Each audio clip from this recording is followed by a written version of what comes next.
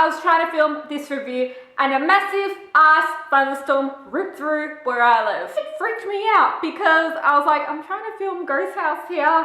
Boom, boom, boom, boom, boom. I felt like building my own ghost house.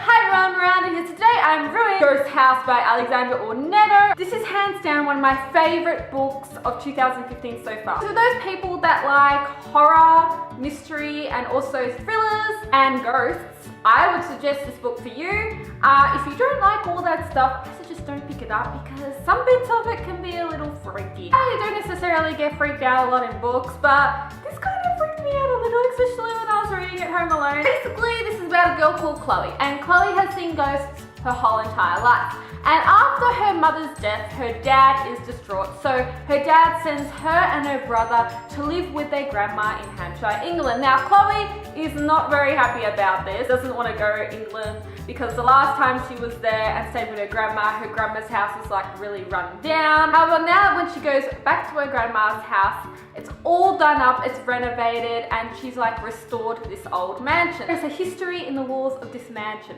Chloe soon meets the ghost of 157-year-old Alexandra Reed, and this romance starts to happen between the ghost and the human. I know, how's that even gonna work? But I can't give too much away, you have to read the book. There's jealousy by a ghost called Isabel, who rules the house as like the evil spirit, who was once Alex's past love. And she is willing to destroy anyone who tries and takes Alex away from her. I love this book. I love learning about the history behind this house. I was skeptical about picking this book up at first. It got a lot of negative reviews on Goodreads. Goodreads was just like bagging this book completely. I ended up putting a positive review on Goodreads. Someone who loves to read and to read this book, my suggestion would be do not take this book seriously. Also, I think this book gets dubbed down because the relationship between Alex and Chloe happens really quickly.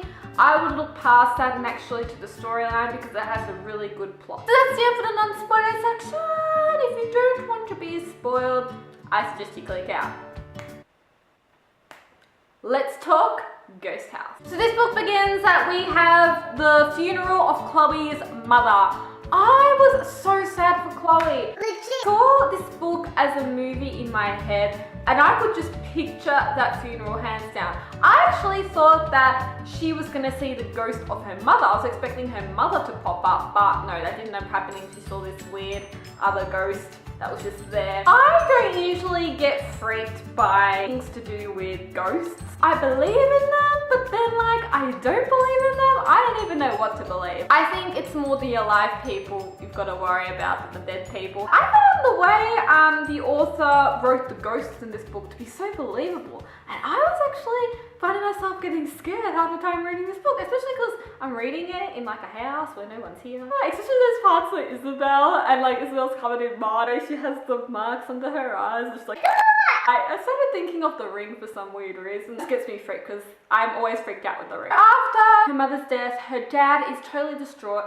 So her dad sends Chloe and her brother to live with the grandma in Hampshire, England. Chloe's dad, I know that your wife just died and that you're going through a really, really hard time, but he's starting to really annoy me because I'm like, toughen up, dude. You've got 2 children to look after and now you're not even looking after them or yourself. If I was him, I would go through my downhill stage, but I think, hey, I have 2 wonderful kids here. You know what I'm saying? Like, you were so down in the dumps and that really kind of annoyed me. Chloe's grandma, I didn't get her English jokes. Like, I don't get British humour.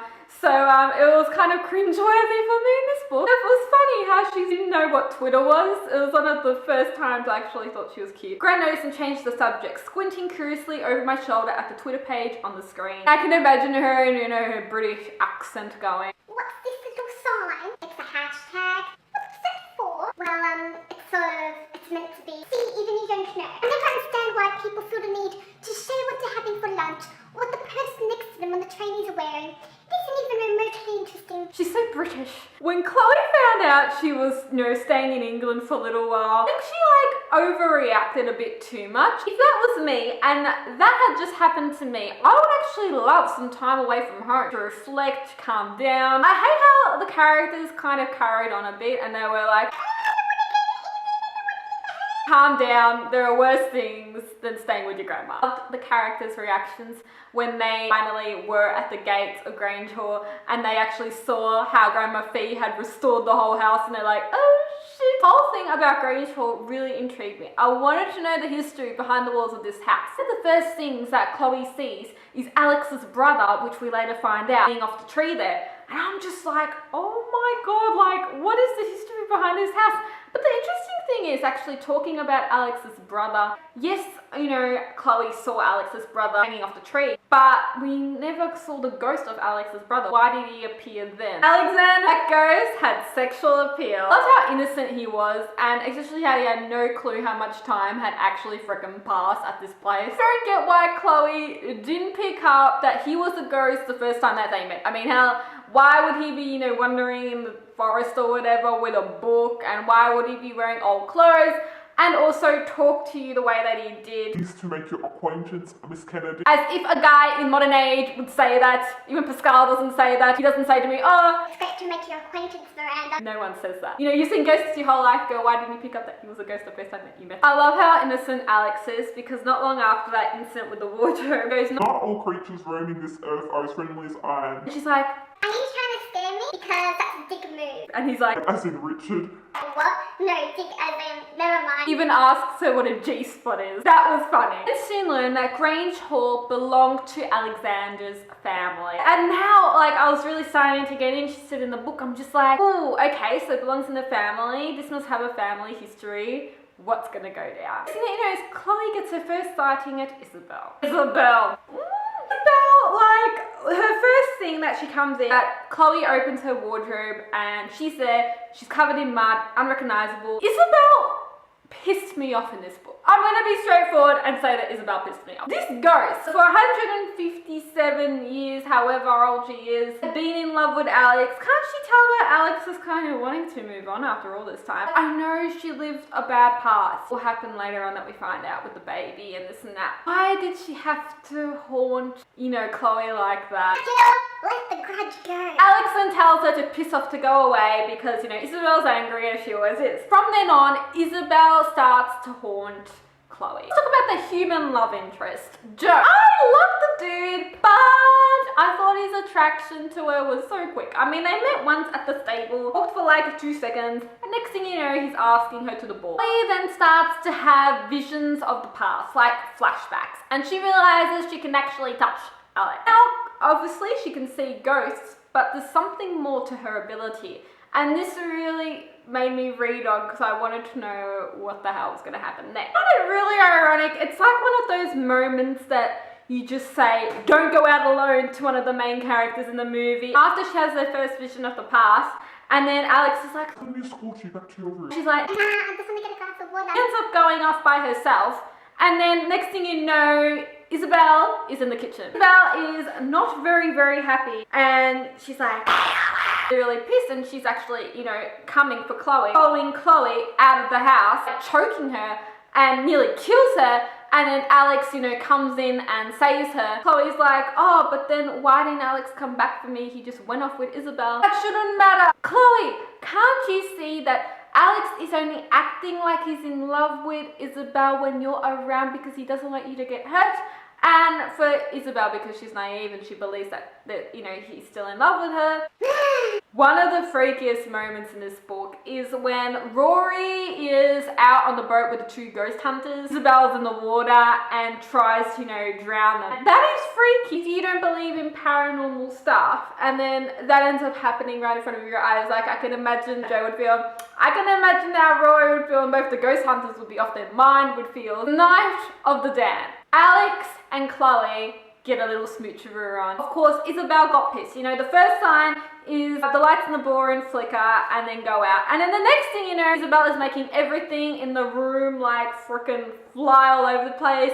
And the chandelier lands on poor Joe when he's trying to save Chloe. My heart went out there for Joe. I was really panicked. I thought, is he gonna die? The actual story was really, really interesting. How Isabel was supposed to marry Alex's brother, and then Alex and her ended up having this relationship together because the brother didn't really love her, but Alex really did. Once the brother found them in the library together doing their little thing. He got really pissed, so he killed the baby, which he actually had with Alex, I think. And then Alex's brother actually shot Alex, hung himself, so Isabel drowned with the baby. I started feeling a bit sorry for Isabel. Don't wish that on anyone, but she didn't have to do that to Chloe. At the end, finds out that she's kind of like a portal, and she can make ghosts like come and go. She sees her mother again. That was a really emotional moment. The ending of this book, I was just like, but you know what got me? The cliffhanger at the very, very end. That's it, Alexandra. And a tray crashed to the cafeteria floor. Now, Alex has found a way back to being human. I think this has something to do with the ghost hour, a time that occurs once a decade when the dead may trade places with the living when ghosts are planning to strike. I need ghost hour, and it's coming out this year. I need it.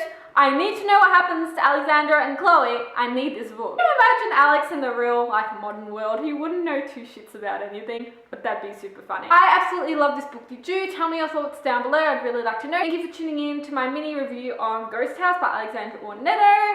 I'm Miranda. Thank you so much for watching. See ya.